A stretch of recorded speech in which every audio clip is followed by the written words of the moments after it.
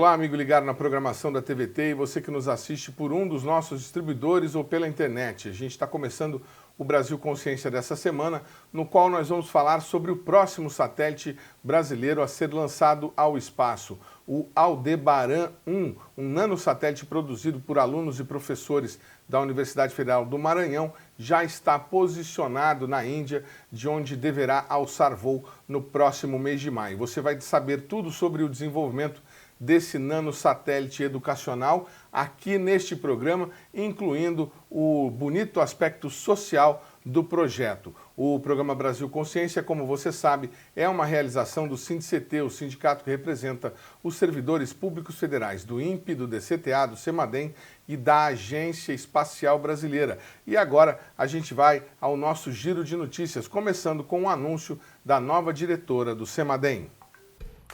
O Ministério de Ciência e Tecnologia publicou no último dia 7, no Diário Oficial da União, a nomeação de Regina Célia dos Santos Alvalá para exercer o cargo de diretora do Centro Nacional de Monitoramento e Alertas de Desastres Naturais, o CEMADEM.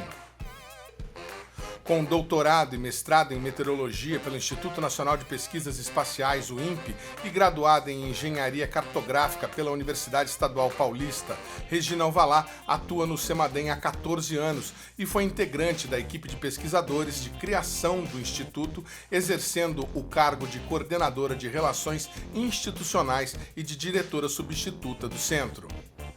Além da direção, Regina Alvalá também atua como professora titular dos programas de pós-graduação em ciências do sistema terrestre no próprio CEMADEM. Ela tem experiência na área de geociências com ênfase em micrometeorologia e sensoriamento remoto da superfície, além de experiência na área de ciências ambientais com ênfase em vulnerabilidades e redução de riscos de desastres relacionados ao clima. Durante os trabalhos do Comitê de Busca, Regina fez uma apresentação aos servidores e à comunidade científica em geral, na qual traçou alguns dos seus objetivos para a gestão do centro. O terceiro pronunciamento foi da candidata Regina Alvalá, que responde atualmente como diretora interina do Instituto. A pergunta, né, que outro dia me fizeram, qual é a sua motivação, né, para querer continuar trabalhando? Pode se aposentar, né?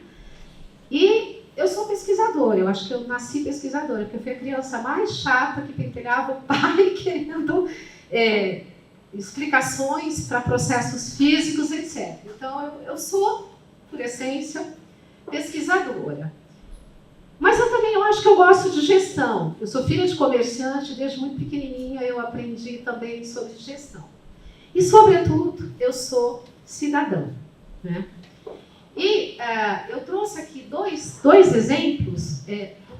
A gente já fez muito, o Brasil já avançou muito, mas a gente está muito longe ainda de uma gestão de riscos e redução de riscos de desastres dos sonhos, não é que nem dos sonhos, né? Mas da necessidade.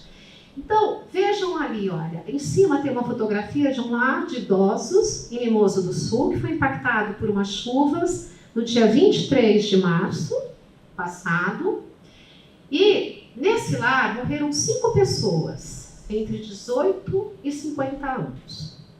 Essa moça, Gilda, ela tinha 50 anos, e ela estava lá na casa, ela mandou uma mensagem pelo celular para o irmão, foi a última mensagem que se registrou dela. Aqui está o maior temporal, tem estalo, relâmpago. Eu perguntei o que é que vão fazer e falaram que nós vamos subir. Mimoso do Sul é uma cidade monitorada. O alerta foi emitido para lá. Só que ela ficava numa cadeira de rodas, quando a água entrou, ela perdeu a vida porque ela não tinha mobilidade.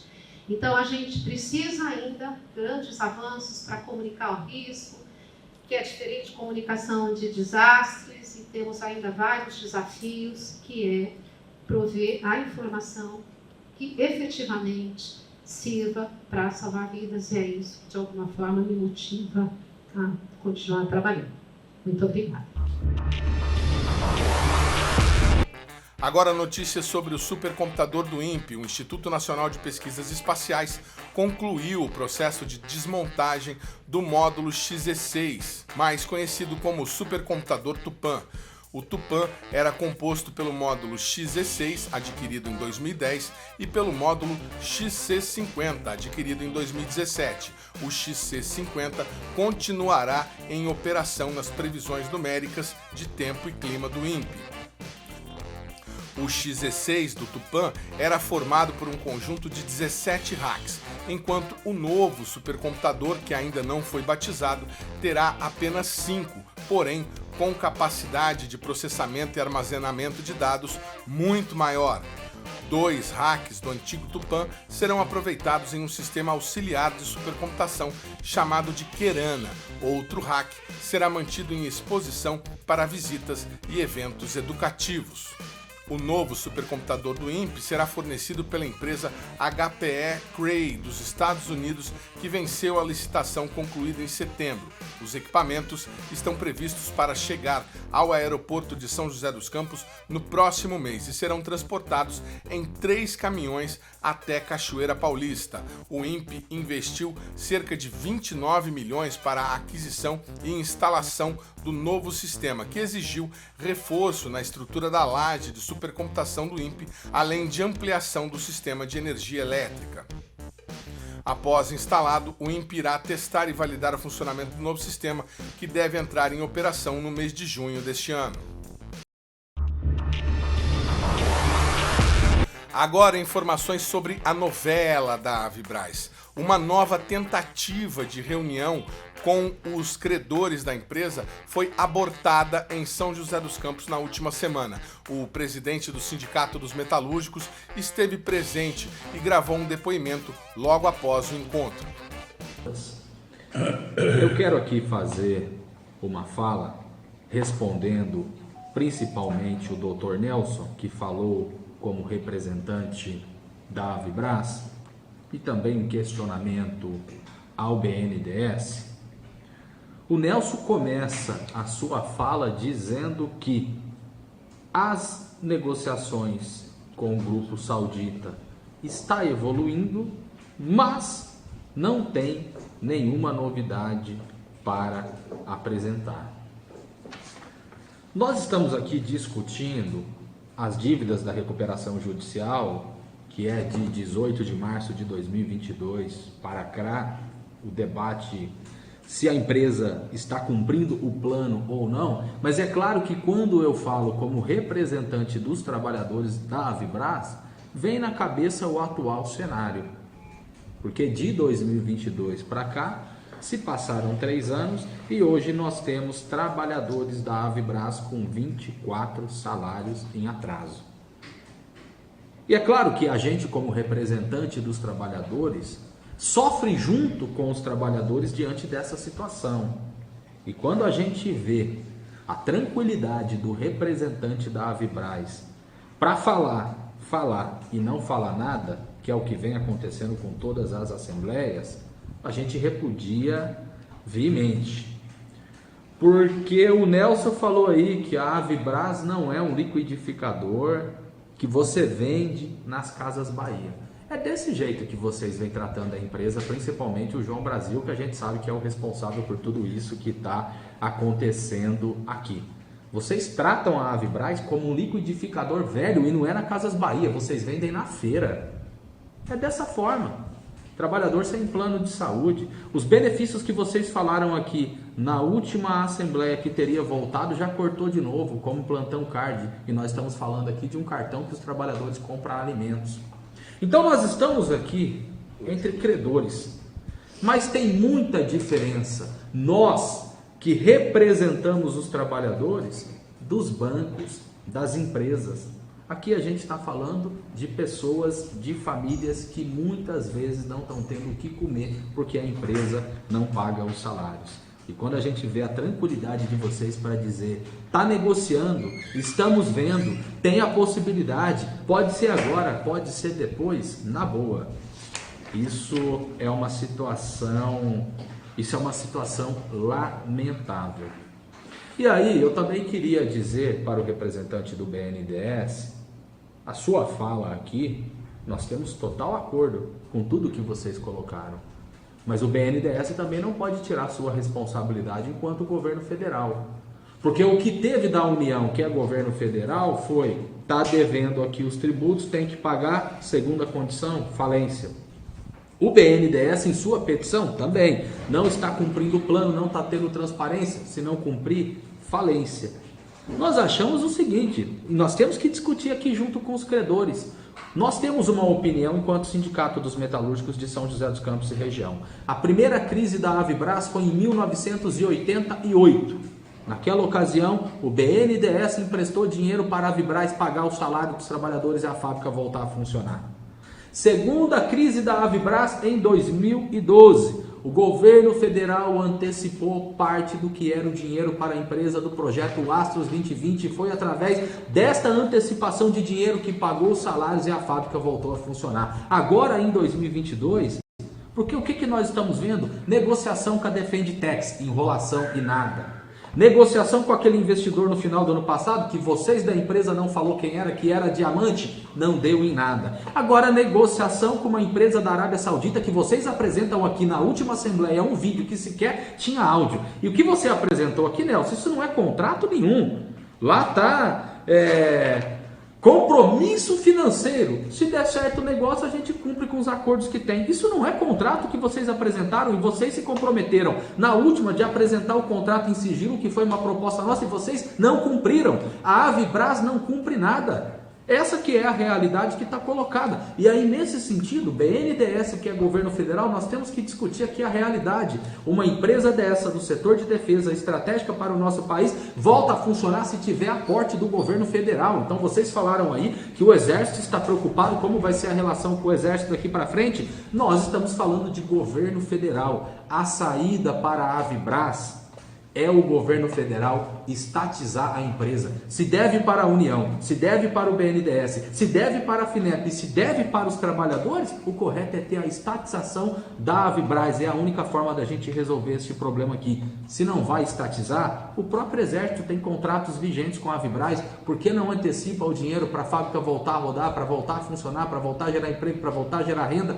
Então, o governo federal ele tem a sua responsabilidade, sim. A gente sabe que o problema disso daqui é uma má administração do João Brasil, que é hoje o dono da Avibras, mas o governo federal tem a sua responsabilidade. Então, o governo federal ameaçou com a falência, mas o governo federal foi omisso durante todo esse tempo. Então, nós achamos que o governo federal, o BNDES, que nós já solicitamos várias vezes da gente se reunir, da gente discutir o problema, para a gente elaborar, de repente, uma nova alternativa. Mas, na nossa opinião, tem que ter aporte do governo federal. Então, nesse sentido, como nós estamos aqui entre credores, e os principais credores é o quê? BNDES e a dívida trabalhista. Então, nós achamos que tem que estatizar. O programa Brasil Consciência vai para um rápido intervalo e, na sequência, a gente fala do Aldebaran 1, o próximo satélite brasileiro a entrar em órbita.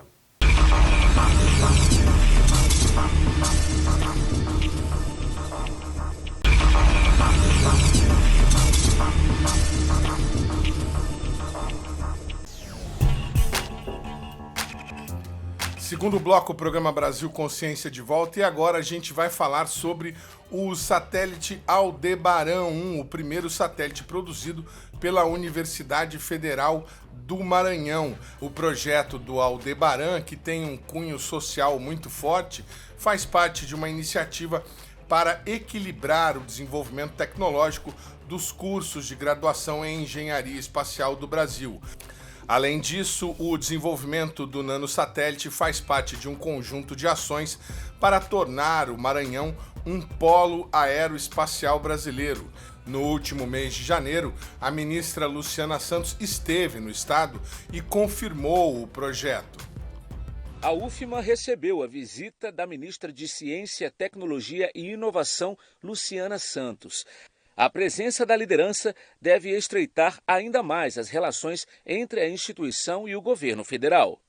A expectativa é que, com a existência do curso de Engenharia Aeroespacial aqui na UFMA, E levando em conta que o Maranhão possui o centro de lançamento de Alcântara, novos investimentos devem contribuir para o desenvolvimento da ciência na instituição. Teremos também a apresentação, né, do nosso nanosatélite desenvolvido pelos nossos pesquisadores da universidade, que será lançado agora na Índia, e também o protótipo do outro nanosatélite, que é o chamado Jussara, em homenagem inclusive à nossa Jussara do Maranhão, que será lançado em julho, né, pela Aerospace, aqui no CLA. Durante a visita, a ministra acompanhou o teste com o propelente que está sendo desenvolvido pela Acruz Aerospace. O propelente deverá ser usado no VLPP em desenvolvimento pela Acaer, um dos projetos financiados pela FINEP para o desenvolvimento de um veículo lançador de pequeno porte no Brasil. 3, 2, 1, ignição.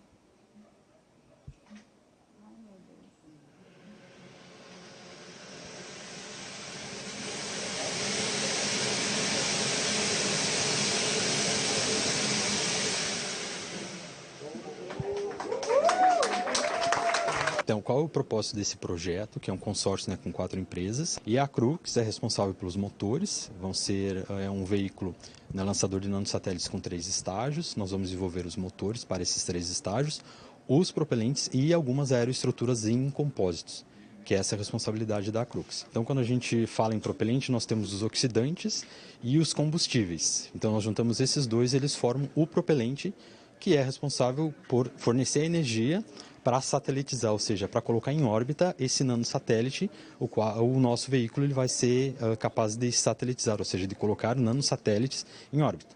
Então, esse veículo ele vai fazer isso. Ele é projetado para colocar nanosatélites em órbita, ele tem ali em torno de 5 até 20 quilos. A ministra Luciana Santos falou sobre os investimentos realizados no Brasil. Nós fomos na UFMA, como o governador já se referiu, para tratar de uma área muito estratégica que faz parte da Estratégia Nacional de Defesa, que faz parte do Programa Espacial Brasileiro e que a base de Alcântara, pela sua posição privilegiada, está trazendo uma nova situação da própria economia para o Maranhão. Porque aqui nós anunciamos hoje um investimento de 30 milhões numa fábrica de combustível para lançadores de veículos, e isso para o espaço. E isso será, em 26, nós acreditamos que essa fábrica se associa a dois projetos de veículos lançadores de pequeno porte. E tive a oportunidade de conhecer um satélite que vai ser lançado em março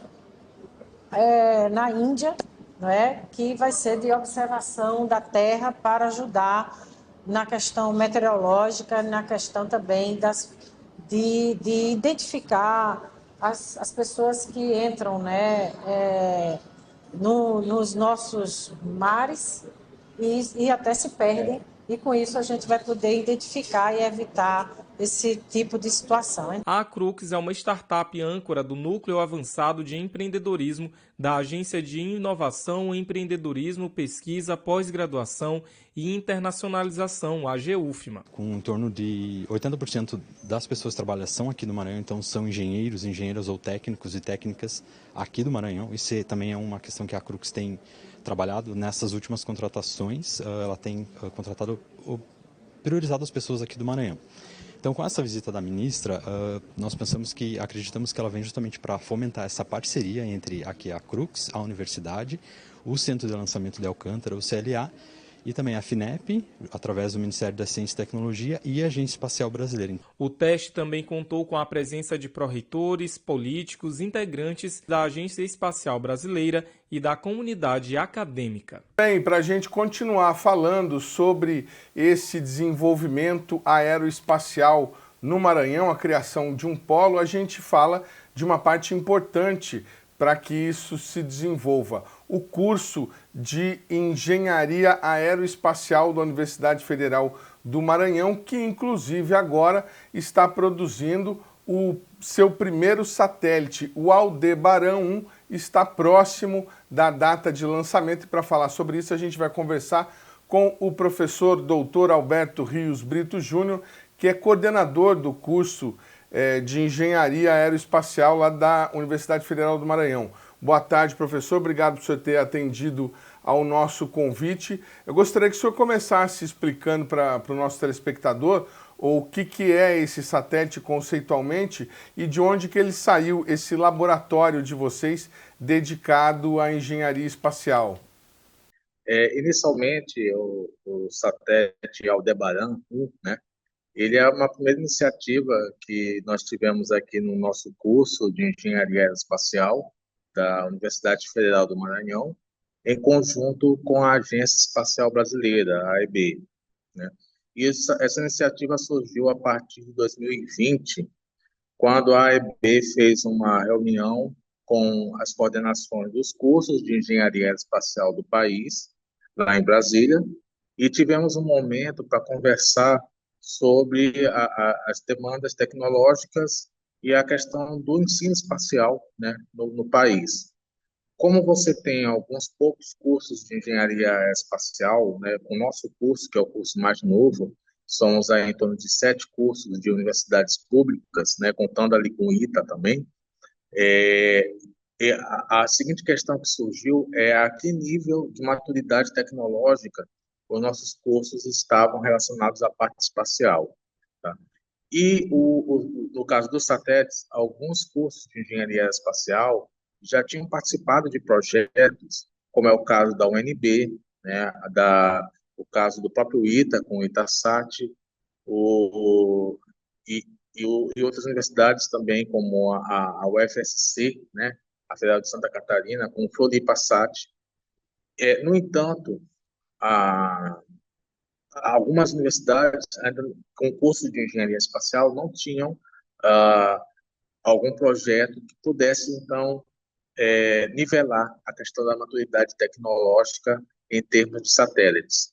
E foi justamente essas universidades que foram, então, acolhidas por essa proposta da Agência Espacial Brasileira para justamente gerar ali um nivelamento de conhecimento entre esses cursos que tem no país, tá?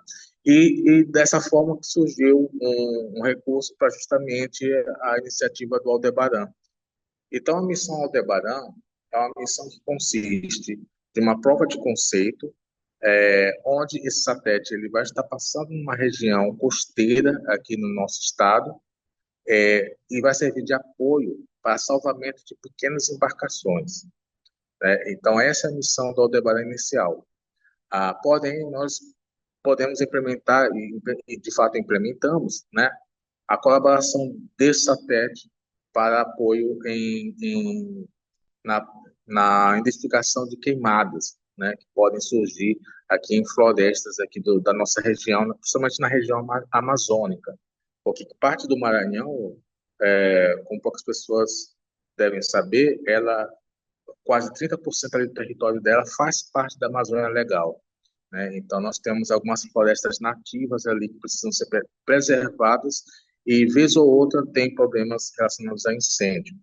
Então, o Aldebaran também pretende vislumbrar essa segunda missão, possivelmente é uma missão secundária, né, com apoio aí de plataformas de coleta de dados colocados em regiões estratégicas para fazer o monitoramento de queimadas. O satélite ele foi desenvolvido dentro do Laboratório de Eletrônica e Sistemas Embarcados Espaciais, o LabSea. Esse laboratório já existia antes do projeto do Aldebaran ou foi o Aldebaran que proporcionou a criação do laboratório? Boa pergunta. Nós não tínhamos um laboratório específico para satélites. Você tem aqui na nossa universidade alguns laboratórios voltados para a área de controle, para a área de inteligência artificial, para a área de eletrônica, porém, especificamente para satélites, não.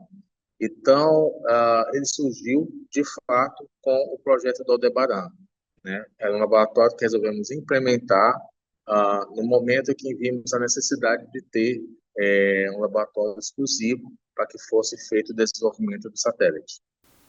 Que bacana, o satélite motivou aí a qualificação para a formação no polo de vocês. E o laboratório, os trabalhos para fazer esses satélites, eles recebem alunos de quais cursos? Somente do curso que o senhor é coordenador ou tem outros alunos que podem participar? Não, nosso laboratório é um laboratório aberto para os alunos, né? Ele foi criado justamente para isso, poder atender esses alunos, pois inicialmente o projeto ele contava em atender até 20 alunos. No entanto, com a abertura do laboratório, que não estava prevista no projeto, nós conseguimos exponenciar esse número.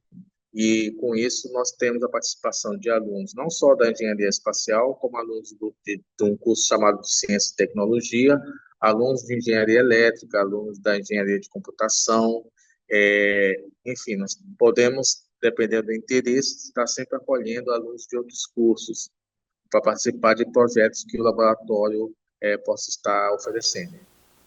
Que bacana. E falando do satélite propriamente dito, vocês vão fazer um demonstrador de um conceito de um sistema para localizar pequenas embarcações. Pelo que a gente conferiu no material de vocês, essas embarcações muitas vezes não têm nem rádio, né? Então, isso causa bastante problema, é uma embarcação pequena perdida no mar sem ter como ser localizada.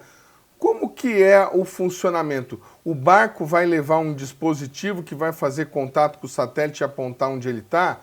Quais são os subsistemas que que o senhor destacaria aí desse satélite para fazer essa função? E tem uma outra muito importante também, ele também vai coletar dado de PCD? Exatamente. Então, ele tem um subsistema que nós chamamos de uma plataforma para transmissão de dados, né? Essa plataforma ela vai ser colocada na embarcação, tá? Porque vejamos, isso aí não é algo, uma novidade que tem no mercado. No mercado você tem dispositivos para isso. No entanto, a gente está falando de pequenas embarcações. Então, são pescadores que trabalham com barcos artesanais e muitas vezes eles não têm condição de comprar rádio, como já foi dito, e muitas vezes você não encontra nem carta náutica para guiar eles, né? Então, simplesmente eles caem em alto mar e ficam se guiando somente, enfim, pelas pouquíssimas referências que eles podem ter. E com isso, alguns pescadores se perdem, de fato. A ideia é que eles possam carregar um dispositivo de baixo custo, né? O dispositivo que nós criamos aqui no laboratório, no Labese, ele está em torno de R$ 600 no máximo, né? E se for produzido em massa, isso cai para menos da metade do valor. Porque é um dispositivo bem simples, que foi feito até com alguns materiais, obviamente, COTS, né? E materiais que você encontra facilmente no mercado, e isso garante a transmissão dos dados de localização desse barco. Hoje, por exemplo, em termos de custo, tem dispositivos que, para o barco colocar, para fazer essa transmissão via satélite, eles estão em torno aí de $2.000, quando nós pesquisamos, né, na época. Enfim, um pescador desse ele não tem condição de comprar um dispositivo desse que possa fazer a transmissão da localização dele para satélites. E aí o que acontece? Ele vai estar com esse dispositivo nosso no barco, no momento de perigo, né, que ocorrer algum naufrágio, ele vai transmitir desse sistema que está no barco para o satélite que está passando na sua órbita. Esse satélite, por sua vez, vai coletar essa informação e vai retransmitir para qualquer estação próxima, e essa estação próxima, ao receber esses dados, vai entender que há um pedido de ajuda ali para salvamento, e com isso começar a iniciar, né, o ciclo de salvamento, de resgate dessas embarcações. O CubeSat Aldebaran também, o subsistema dele de telemetria, ele também é capaz de coletar dados ambientais de plataformas que foram feitas a baixo custo também e que podem ser colocadas em locais estratégicos, como eu falei. Essas plataformas, elas vão pegar sinais dados relacionados a sensores que vão estar espalhados em determinados locais. Por exemplo, nós vamos escolher ainda uma, uma plantação de subsistência, né, de quilombolas lá em Alcântara, tá? Você pode colocar desde sensores para mapear como está a umidade dessas plantações, como está o pH, como está alguns tipos de outros fatores que vão interferir, indicar se precisa fazer melhorias naquela plantação em termos de colocar mais nitrogênio, enfim, tudo, mais fertilizantes, usar mais, usar menos água, tudo isso. E esses dados vão ser levados para uma plataforma próxima e quando o Aldebaran estiver passando, ele vai coletar esses dados, né? Alguns sensores também que vão estar responsáveis por captar início de incêndio, né?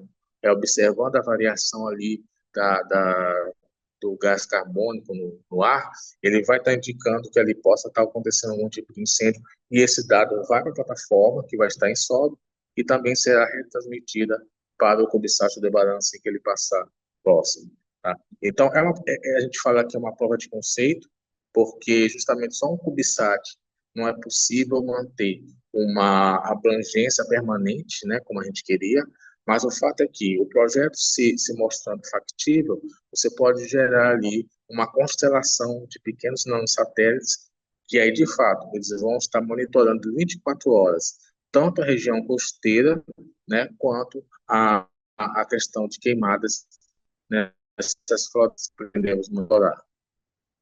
Muito bacana o projeto de vocês, interessantíssimo essa dupla utilização, essa segunda missão aí com relação a dados ambientais, mas só uma pergunta assim de leigo, pode ser uma bobagem. Vocês chegaram a imaginar integrá-lo à rede de coleta de dados que recebe, por exemplo, do SCD1, SCD2, recebendo dados aí de PCDs do Brasil todo, não? Então, para isso a gente precisa utilizar alguns canais. Então, eu não sou a pessoa mais apropriada para lhe responder, porque é uma resposta bem técnica, mas o pessoal da telemetria, eles têm vontade de fazer isso, né? Mas é algo que a gente pretende estar implementando num segundo CubeSat, que possivelmente deve ser lançado também esse ano. E a telemetria do Aldebaran 1 será feita onde? Como é que vocês vão receber e tratar os dados? Certo. Essa parte de receber os dados, né, que a gente chama de coordenação de frequência, ela vai estar acontecendo tanto lá para o Natal, onde nós já fizemos uns testes na estação do INPE de Natal. Então, eles mudaram a sigla, então, por isso que às vezes eu prefiro nem falar, antes era CRN de Natal, né, que é o Centro Regional que você tem lá do INPE. Mas o fato é que nós temos uma parceria com eles, eles podem estar fazendo essa coordenação para a gente, mas nós temos também uma estação terrestre aqui, né? A nossa estação terrestre fica dentro da UFMA, que foi uma estação que nós conseguimos adquirir no próprio projeto Aldebaran.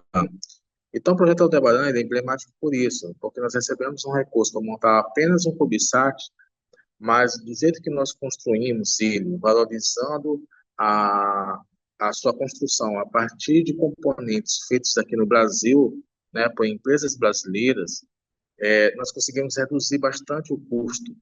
E com isso, o restante do recurso, né, que sobrou, conseguimos comprar uma antena para fazer a própria telemetria e telecomando desse CubeSat. E estamos com a antena instalada e funcionando aqui na nossa estação aqui na UFMA. Muito bem, o programa Brasil Consciência vai para um rápido intervalo, mas na sequência a gente continua falando do Aldebaran 1. Um instante só, não sai daí.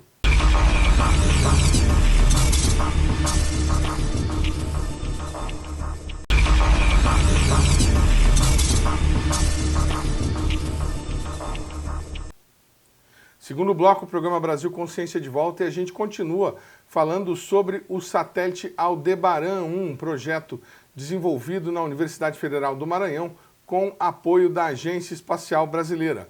Veja. Eu acho que é um orgulho muito grande, não só para todos os alunos e professores que se envolveram com essa missão, mas também para o nosso estado, sabe? perceber que a gente consegue fazer algo tão complexo como um satélite e ver ele funcionando, ver que dá certo, eu acho que é um orgulho muito grande. Eu mesmo só tenho a agradecer a todo mundo, a todos os alunos, a todos os professores, a UFMA, a Agência Espacial Brasileira e a todos que se envolveram com essa missão. Eu acho que foi uma experiência incrível. E é só o começo, tá? Não acaba aqui. Agora é esperar o lançamento. Está previsto para lançar em março, na Índia, pelo PSLV. E até lá a gente vai postar muitos outros vídeos sobre a missão e sobre tudo mais. Muito bem. E o lançamento, a gente tinha previsão inicial de lançamento agora em março, lançamento feito com foguete indiano, direto da Índia, mas pelo que o senhor me informou antes, aqui houve um reagendamento, mudaram a janela. Foi isso mesmo, professor? Foi mudado, porque o que acontece? Nós não somos a carga útil principal, nós estamos naquela categoria de piggyback pay, que é a categoria de carona. Então, a gente depende muito da carga útil principal deles definir essa data melhor, né? E a gente está falando de lançador indiano, então eles têm uma flexibilidade um pouco maior na janela deles, não é uma janela tão rígida como acontece nos voos da SpaceX, por exemplo. Que se eles falam que o lançamento é em outubro, de fato em outubro vai acontecer, porque a cadência é muito grande de lançamentos que eles fazem, né? No entanto, por ser lá na Índia, não há há uma cadência considerável lá também, eles são surpreendentes com isso, mas não é tanto quanto na SpaceX. Então, o que estava programado para ser agora no início de abril, ele praticamente de março, né, na verdade, final de março para início de abril, essa janela foi deslocada para final de abril e início de maio, tá? Mas teremos o lançamento, de fato, só estamos realmente só aguardando essa definição por parte da carga útil principal. Então, a nossa parte praticamente está feita, só estamos aguardando. Muito bem, como eu falei na abertura, né, o próprio curso na Universidade Federal do Maranhão, mas essa iniciativa que o senhor disse aí ser até uma iniciativa de nivelar o conhecimento técnico entre os cursos do gênero no país, né? E uma própria disposição do governo de investir e fomentar um polo aeroespacial aí no Maranhão.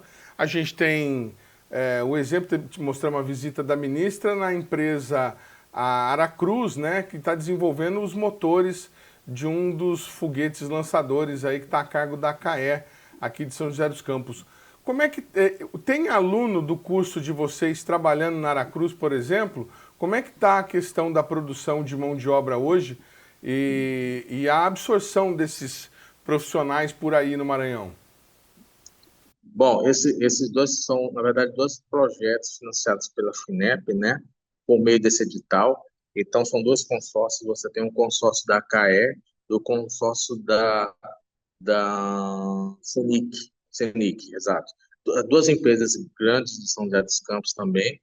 E a Crux é uma é uma startup, na verdade, que ela está dentro desse consórcio, né, com outras startups também, né? No entanto, a Crux tem um papel importante voltada para a parte de desenvolvimento do motor do foguete. Então, e uma parte dela, ela está instalada aqui em São Luís, certo? Ela tem um escritório aqui em São Luís. Assim como do consórcio da CENIC, nós temos também um escritório da Concert, que é uma startup, na verdade é derivada de uma empresa grande, né, de Minas, mas a Concert Espacial, o setor espacial, ela é nova e ela foi aberta aqui em São Luís. Então, nós temos tanto um aluno nosso, um ex-aluno nosso que está trabalhando na Concert, como engenheiro e participando direto do consórcio da CENIC, como também temos alguns alunos que ou já participaram como estagiários, ou já participaram como pesquisadores do consórcio da CAE via a empresa Acrux. Então, para a gente está sendo bem interessante esse movimento, né? Porque, de fato, a nossa intenção é promover recursos humanos aqui na nossa região, para a área espacial, uma vez que nós temos o Centro Espacial aqui de Alcântara Próximo, né? E a iniciativa do MCTI, do governo federal, é muito bem-vinda nesse sentido, porque, de fato, nós precisamos melhorar essa questão de ter mais próximo do Centro Espacial de Alcântara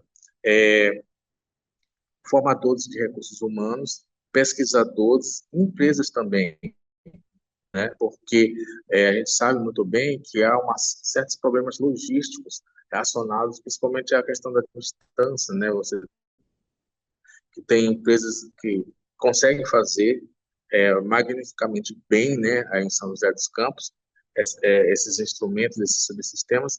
No entanto, o fato de estar distante do CLA, muitas das vezes, cria um certo problema, né, que é justamente o problema logístico. E um outro fator também, a gente sabe muito bem que a área espacial um setor estratégico, né? Então, assim como aconteceu em São José dos Campos, de ser uma cidade que se desenvolveu em torno do CTA, né? Hoje desse CTA, aqui em São Luís também tem essa possibilidade, uma vez que estamos próximos da base de Alcântara, né? E que ela pode muito bem, Alcântara, se tornar um ponto focal para o desenvolvimento de uma indústria, né? No setor espacial, não só para fornecimento de serviços, né? Mas também para possibilitar a fabricação de pequenos artefatos espaciais, desde satélites ou a componentes e sistemas para foguetes. Então, nós queremos estar inseridos dentro desse sistema, né, no país, né, de forma a contribuir para isso. E essa é a nossa luta aqui, né, que a gente tem justamente que, por ser um estado muito pobre, né, um estado que tem índices muito baixos, né, em todos os sentidos, voltados para a parte da educação, a parte de qualidade de vida, de renda, tudo mais. E eu sei os efeitos que causa quando você insere num local, numa população, setores estratégicos, como aconteceu em São José dos Campos, tá? Então, para a gente é muito importante a gente ter esse tipo de retorno e essa preocupação, né, do governo, do Ministério da Ciência e Tecnologia, né, para justamente tentar fomentar essa parte, incentivar cada vez mais, iniciando pelo principal, que é a formação de recursos humanos, né, e pela pesquisa, né, a produção científica e tecnológica. Nós conseguindo capacitar isso aqui, a gente pode ajudar ainda mais o país a se desenvolver dentro desse setor que é muito estratégico e importante para todos nós. Quantos alunos o curso está formando atualmente por ano, professor? A nossa entrada é uma entrada um pouco tímida, né? Nós temos uma entrada de 10 alunos, que foi algo inicialmente planejado, ela está sendo aumentada agora para 20 alunos, e a ideia é justamente nós ter uma saída próximo disso, né? Entre 15 a 20 alunos por ano, certo? Obviamente, à medida que a gente for observando o avanço do mercado, a gente vai aumentando essa capacidade de alunos. É algo que a gente tem em mente, né, de ocorrer essa expansão de número de alunos aqui pela Federal do Maranhão. Muito interessante o avanço que vocês conseguiram. E imagino já fica aberta a porta para fazer outros, né? Porque daí a estrutura já vai estar pronta, não é isso? Sim, com certeza. Inclusive, nós colocamos ela numa empresa júnior, a estação, ela foi instalada numa empresa júnior da engenharia espacial, para justamente os nossos alunos fazerem essa captação de serviços, porque a parte de serviços de coleta de dados, de transmissão de dados, coleta de dados, é uma parte bem significativa dentro do setor espacial, né? Para vocês terem uma ideia, nós temos a base de Alcântara aqui, o CLA, e o principal serviço deles é esse, é justamente utilizar os radares para coletar os dados dos foguetes que são lançados. Tá? Então, nós podemos só realizar logicamente temos uma limitação, a nossa antena aqui é de UHF e VHF, dentro de uma frequência. No entanto, nós temos intenção de ampliar isso, colocando uma antena que possa receber dados de banda S, né, em próximos projetos, e com isso a gente pode melhorar nossos serviços. E aí, inclusive, teve uma universidade recentemente, que foi a Universidade Federal aqui do Ceará, que está interessada em utilizar esses serviços para fazer a telemetria da nossa estação. Uma outra universidade também, a Federal lá de São João del Rei, também estamos fechando uma parceria para que eles possam, para que a gente possa, na verdade, fazer a telemetria do Pocket Cube que eles vão lançar, né? Então já está aparecendo alguns clientes da nossa estação terrestre aqui para ser utilizado. Que bacana, bem interessante mesmo. Bom, para que o pessoal que gosta de assuntos, termos técnicos, não fique desamparado, né? Nós estamos falando de um satélite, estamos colocando, enquanto a gente conversa, aqui uma imagem dele pequenininha, um CubeSat, ele é de 10 por 10, professor, é isso mesmo? Isso, ele tem 10 centímetros, né, de comprimento por 10 de largura, né, e uma altura ali próximo de 11 centímetros em uns quebrados. Então, ele é chamado de CubeSat, por ter essa característica, né, parecido com um cubo, né, na verdade, e é um modelo de satélite que foi disruptivo no final dos anos 90, justamente por cair nessa questão da miniaturização, né, ele veio na evolução da miniaturização dos componentes eletrônicos, da microeletrônica, e isso permitiu com que você pudesse montar satélites com menor, e tem satélites menores que esse, né? A gente está falando de um CubeSat, né? Mas hoje em dia eles transformou num modelo de negócios que muitas empresas estão cada vez utilizando mais ainda para prestar serviços, né? Porque se demonstrou ao longo do tempo bem eficiente. E isso é interessante porque até então a gente pensava em CubeSat apenas como um meio dos nossos estudantes entenderem sobre subsistemas relacionados a satélites. Mas hoje, de fato, ele perfaz toda essa questão do New Space, né, por meio de empresas que utilizam dessa unidade, né, chamada de CubeSat, no padrão de 1U e vai até 12U, talvez às vezes até mais, né? Mas o fato é que também é uma categoria de nanosatélites e isso tem impulsionado cada vez mais esse setor. Muito bacana. Estamos mostrando aí nesse momento a página do LabSci, lá da Universidade Federal do Maranhão.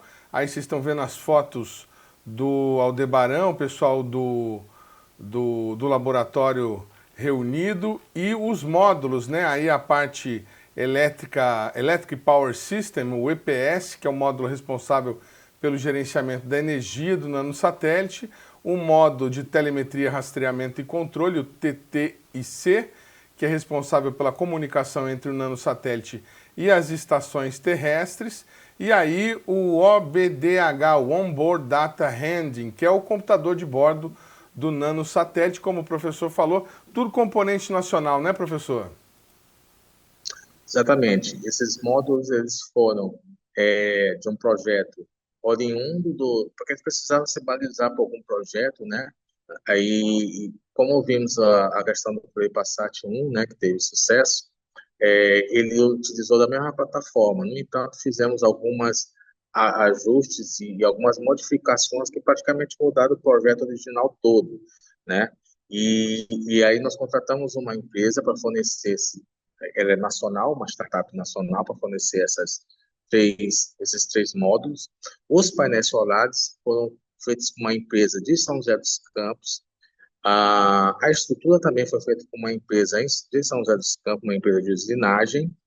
E a única coisa que eu acho que nós importamos, para não dizer que não teve nada que veio de fora, foi as antenas, né? Mas até isso nós já estamos melhorando aqui, né, com a nossa parceria com a Universidade Federal de São João del Rei. Nós estamos produzindo uma antena que vamos utilizar no próximo CubeSat. Aí, de fato, é uma antena que está saindo dos nossos laboratórios. Muito bacana. E tudo isso, para que o telespectador em casa tenha noção, custou quanto, professor? Qual foi a subvenção que vocês receberam? Nós recebemos R$ 500.000, né? R$ 500.000 você entrar num site de venda de componentes ou até mesmo da plataforma completa de um CubeSat no padrão de 1U, que é de uma unidade, praticamente você gasta totalmente todo esse recurso. Só que aqui, como fizemos tudo com parceiros, o CubeSat saiu por 360, próximo disso, R$ 360.000, né? E o que restou do recurso aplicamos na aquisição de uma estação terrestre e no laboratório Labese. Eu acho que é uma conquista não só nossa aqui, pelos esforços que tivemos dos alunos, dos professores que participaram, mas também é uma conquista para todos nós, né, num país que tem as suas desigualdades e, de fato, precisa enxergar no espaço como mais um meio, né, possível de nós desenvolvermos e sairmos de alguns índices, né, de melhorarmos cada vez mais, não só na parte tecnológica, né, mas também como na parte de sociedade. Eu acho que é muito importante a gente sempre falar disso e termos essa preocupação. O Aldebaran, ele surgiu de uma preocupação social, né? Eram pescadores que ninguém estava enxergando eles, né? Inclusive a própria prefeitura de lá teve essa preocupação de melhorar, de trazer algumas melhorias a partir de que viu a gente enxergando esses problemas que acontecem com eles. Então, nós soubemos que algumas melhorias na parte de cooperativa deles foram feitas após isso. Então, acho que a gente vê toda essa atenção que eles estão tendo já é algo que nos traz uma certa senso de cumprimento de dever, né? E gratidão, né? Sempre porque, de fato, o brasileiro, ele é muito... é, é, tem- ele é muito inspirado, né, por coisas boas, né? E, e sempre que a gente começa com alguma coisa, as pessoas estão sempre torcendo e querendo que a gente consiga avançar cada vez mais. Então, eu só tenho a agradecer e espero que a gente possamos aí sermos pessoas que todos podem contar, né? Nós estamos abertos a parcerias, abertos sempre a novos projetos. Já estamos participando de novos projetos que depois, se você quiser, a gente pode trazer aqui essas outras novidades, né? Se o senhor Desde quiser outros citar elas, satélites. pode aproveitar e já falar quais são as novidades. Pois não. Sim, sim, então, o Aldebaran não foi nem lançado ainda, né? Não está ainda em órbita, mas, por exemplo, nós estamos fazendo a parte de gerenciamento do projeto de microgravidade, né? O PSM, que é uma plataforma que está sendo construída em São José, mas a parte do gerenciamento da fabricação está sendo feita pela gente aqui. Nós estamos incluindo Pelo laboratório na universidade. isso, pelo nosso laboratório aqui, inclusive É a nosso laboratório. plataforma de microgravidade da Orbital Engenharia. Exatamente, Ah, pois exatamente. não. Então, no ano passado, nós fomos umas 4 vezes, para ter uma ideia, lá na Orbital, né? Fazer o acompanhamento técnico da fabricação e tudo mais, né? Então, nós, inclusive, fizemos um dispositivo aqui que deve ser testado nessa plataforma também, né? Para ajudar na parte da localização dela. Então estamos participando desse projeto que deve ser finalizado esse ano. Um outro projeto é o CubeSat Jussara, né, que ele é baseado também na plataforma Aldebaran e também tem aquele mesmo propósito de dar apoio ali ao monitoramento de queimadas.